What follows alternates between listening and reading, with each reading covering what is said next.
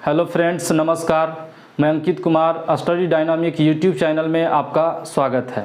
Friends, आज मैं आप लोगों को सब्जेक्ट रसायन शास्त्र का एक छोटा सा टॉपिक भौतिक और रासायनिक परिवर्तन फिजिकल एंड केमिकल चेंजेस के बारे में बताने जा रहा हूं। दोस्तों, प्राकृतिक में परिवर्तन दो प्रकार का होता है, भौतिक परिवर्तन और रासायनिक परिवर्तन। तो आइए भौतिक और रासायनिक परिवर्तन के बारे में विस्तार पूर्वक चर्चा करते हैं। दोस्तों, भौतिक और रासायनिक परिवर्तन से संबंधित रेलवे या कई प्रकार के एग्जाम में अक्सर क्वेश्चन पूछे जाते हैं। तो आइए इसे समझने का प्रयास करते हैं। सबसे पहले भौतिक परिवर्तन क्या होता है? वैसा परिवर्तन जिसमें किसी पदार्थ को परिवर्तन लाने वाले कारण से पदार्थ अस्थायी या क्षणिक होता है, लेकिन परिवर्तन लाने वाले कारण को हटा देने से पदार्थ अपनी मूल अवस्था में आ जाता है, तो इसे भौतिक परिवर्तन कहते हैं। कहने का सेंस ये है कि मान लीजिए कोई पदार्थ है और इसको किसी माध्यम से परिवर्तन लाने का कोशिश किया जा रहा है। मान लेते हैं कि यह पदार्थ अस्थायी और क्षणिक रूप में, मतलब कुछ समय के लिए अपना परिवर्तन कर लिया है, लेकिन जब इस माध्यम को हटा देते हैं तो यह अस्थायी और क्षणिक रूप का जो पदार्थ है ये मूल अवस्था में आ जाता है, तो इसे भौतिक परिवर्तन कहते हैं। तो भौतिक परिवर्तन के बहुत सारे उदाहरण हो सकते हैं, जैसे जल का वाष्प बनना। दोस्तों, जब जल को गर्म करते हैं तो जल धीरे धीरे वाष्प में बदलता है, और इस वाष्प को जब ठंडा करते हैं तो यह पुनः यानी कि जल के द्रव अवस्था में आ जाता है, तो ये भौतिक परिवर्तन हुआ। नमक या चीनी का जल में विलयन। दोस्तों, नमक और चीनी को जब जल में अच्छी तरह से विलयन तैयार कर लिया जाता है, उसके बाद जब गर्म करते हैं तो जल वाष्पित होकर के हवा में चला जाता है, लेकिन नमक और चीनी पुनः मूल अवस्था में वापस आ जाता है, तो इसे भौतिक परिवर्तन कहते हैं। विद्युत बल्ब से प्रकाश का निकलना। दोस्तों, जब विद्युत बल्ब को तार के माध्यम से विद्युत धारा दिया जाता है, करंट दिया जाता है, तो यह बल्ब प्रकाश छोड़ता है, हम लोगों को प्रकाशित करता है। लेकिन जब विद्युत धारा देना बंद करते हैं तो यह बल्ब पुनः मूल अवस्था में आ जाता है, पहले वाला अवस्था में, तो ये भौतिक परिवर्तन है। मोमबत्ती का पिघलना। दोस्तों, मोमबत्ती का पिघलना भौतिक परिवर्तन है, लेकिन मोमबत्ती का जलना रासायनिक परिवर्तन है। इसके बारे में हम आप लोग को बताते हैं रासायनिक परिवर्तन में। फिलहाल यहाँ जान लेते हैं कि मोमबत्ती का पिघलना भौतिक परिवर्तन होता है। दोस्तों, जब मोमबत्ती को जलाते हैं तो मोमबत्ती का अधिकांश हिस्सा जलकर वाष्पित हो जाता है। वह वाष्प पुनः मोमबत्ती का पिघलना।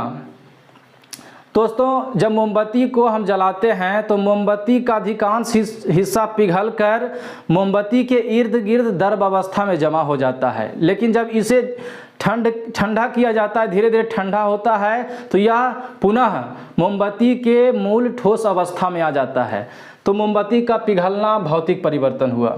लोहे को गर्म करने पर लाल होना, ये भी भौतिक परिवर्तन है। दोस्तों, जब लोहा को मतलब कि अत्यधिक गर्म करते हैं तो वह लाल तप्त हो जाता है, लेकिन वह धीरे धीरे ठंडा होता है तो पुनः मूल अवस्था में वापस आ जाता है, मतलब पुनः लोहा प्राप्त हो जाता है, तो ये भौतिक परिवर्तन हुआ।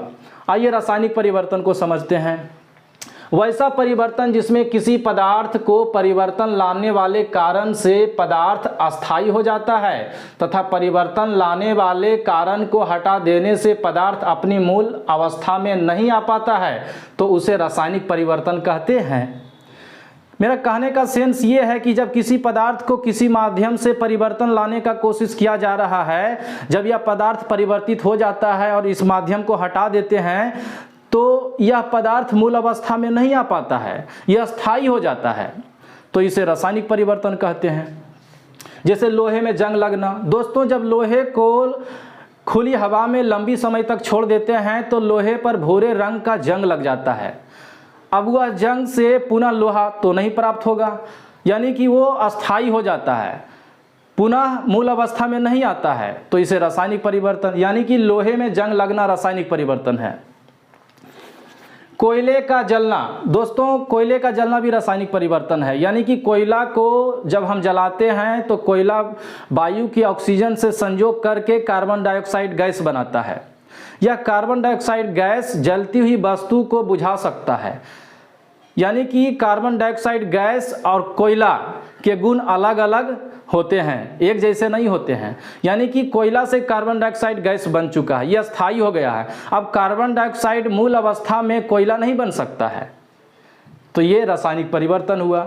शरीर में भोजन का पचना, दोस्तों शरीर में भोजन का पचना भी एक रासायनिक परिवर्तन है, क्योंकि जब हम लोग भोजन ग्रहण करते हैं तो भोजन हमारे शरीर में ग्लूकोज में परिवर्तित हो जाता है और यह ग्लूकोज कार्बन डाइऑक्साइड गैस और ऊर्जा प्रदान करता है। कार्बन डाइऑक्साइड गैस सांस को छोड़ने के क्रम में बाहर निकल जाता है, लेकिन ऊर्जा हमारे शरीर द्वारा उपयोग कर लिया जाता है। यानी कि जो हम लोग भोजन ग्रहण किए वह भोजन अब मूल अवस्था में वापस नहीं आ सकता है, उससे हम लोगों को ऊर्जा प्राप्त हो चुका है और वह ऊर्जा हमारा शरीर उपयोग कर लिया है, तो यह रासायनिक परिवर्तन हुआ। अगला है दूध से दही का बनना। दोस्तों दूध से दही का बनना ये तो रासायनिक परिवर्तन है, क्योंकि दूध से दही बन सकता है लेकिन दही से दूध नहीं बन सकता है। मोमबत्ती का जलना ये रासायनिक परिवर्तन है। दोस्तों जब मोमबत्ती को जलाते हैं तो मोमबत्ती का अधिकांश हिस्सा जलकर वाष्पित हो जाता है।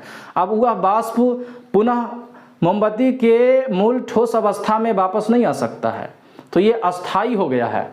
तो यहाँ पर ये मोमबत्ती का जलना रासायनिक परिवर्तन हो गया।